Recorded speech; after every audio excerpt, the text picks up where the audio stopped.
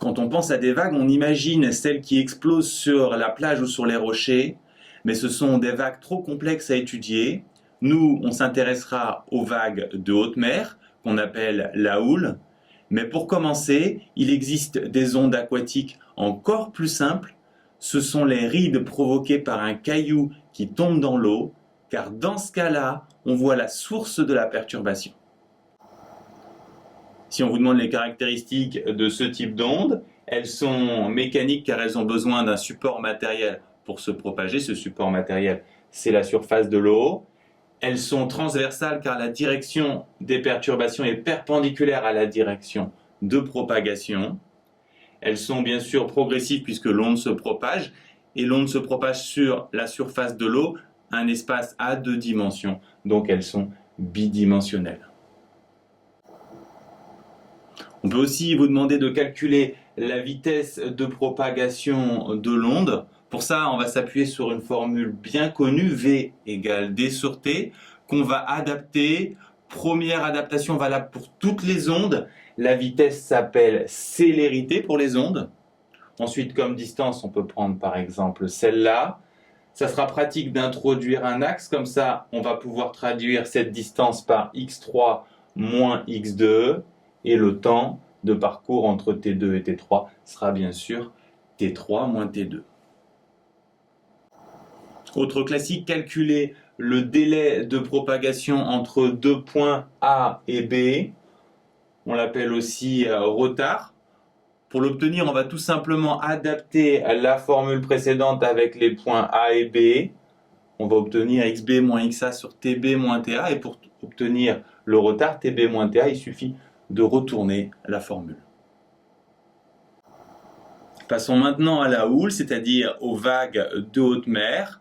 Elles ont été générées par des vents. Elles se propagent ensuite sur des milliers de kilomètres avant de se transformer à l'approche de la côte. Mais nous, ce qui nous intéresse, on l'a dit, c'est la houle, les vagues de haute mer, au moment où elles sont régulières. Comme elles s'atténuent très très peu, comme leur atténuation est négligeable, on peut considérer qu'elles sont périodiques et pour le reste, elles ont les mêmes caractéristiques que les rides à la surface de l'eau provoquées par un caillou.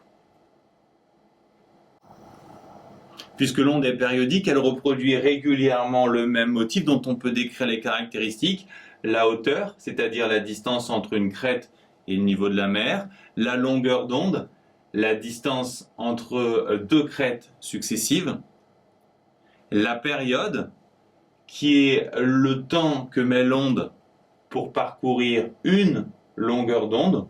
On peut trouver aussi une autre définition, qui est le temps écoulé entre le passage de deux crêtes successives en un même point, ce qui revient au même.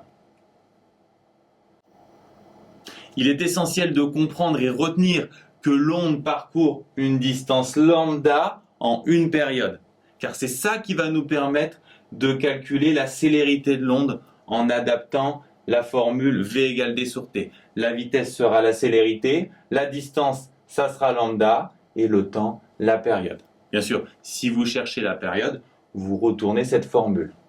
Enfin, puisqu'on a une période, on a aussi une fréquence. On l'obtient en prenant l'inverse de la période. Et dans le cas de la houle, c'est le nombre de vagues qui passent en un point en une seconde. En fait, l'exercice le plus traite ne concerne pas la houle, mais une vague unique dont on vous demande de passer d'une représentation spatiale à une représentation en temps. Pour commencer, il faut bien comprendre que la représentation en X est l'équivalent d'une photographie de la perturbation. Et ce qu'on nous demande, c'est l'évolution au fur et à mesure du temps de l'altitude du capteur situé en P. Il faut bien prendre le temps de s'imaginer la situation. La vague s'approche du capteur, le capteur en P va voir arriver un mur, donc il va s'élever brutalement, puis ensuite il va redescendre progressivement, donc le motif va être inversé. Et d'autre part, il sera déformé car les unités seront différentes dans chacune des représentations. Initialement, le point P à une altitude de 2 carreaux, autrement dit de 4 mètres.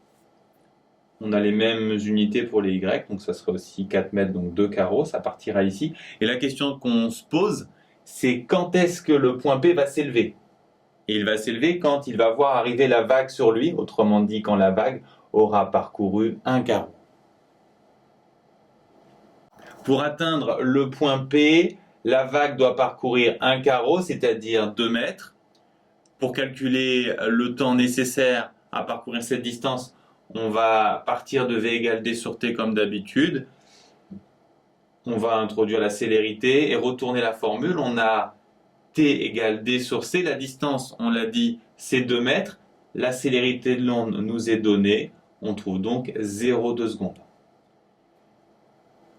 Dans la représentation en temps, l'unité c'est 0,1 seconde par carreau.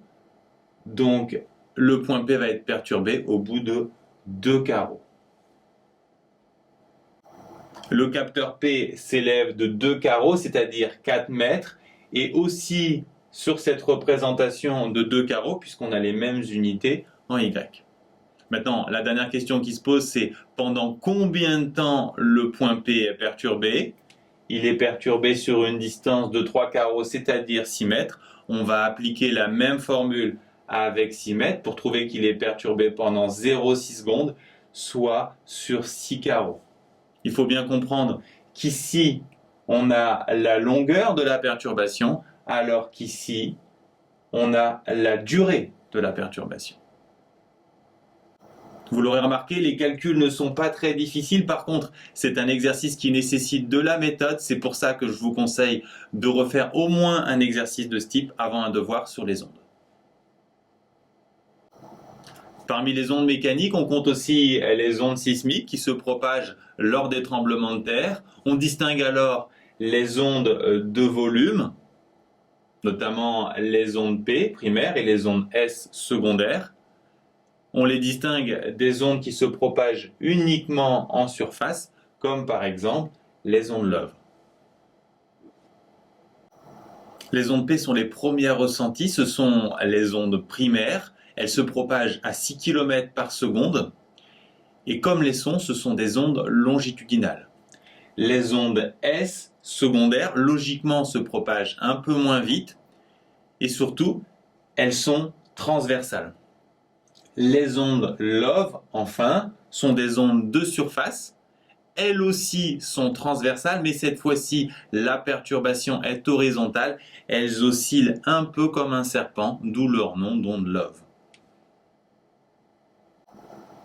Finalement, si vous êtes interrogé sur les ondes mécaniques, vous travaillerez à partir de documents et vous devrez être capable de dégager leurs caractéristiques. Vous devez également savoir manipuler et adapter la formule V égale D sur T, en particulier pour les ondes périodiques où elle devient C égale lambda sur T. Où T, cette fois, est la période. Enfin, vous devez également maîtriser l'exercice le plus technique qui consiste à passer de la représentation en X à la représentation en T d'une perturbation.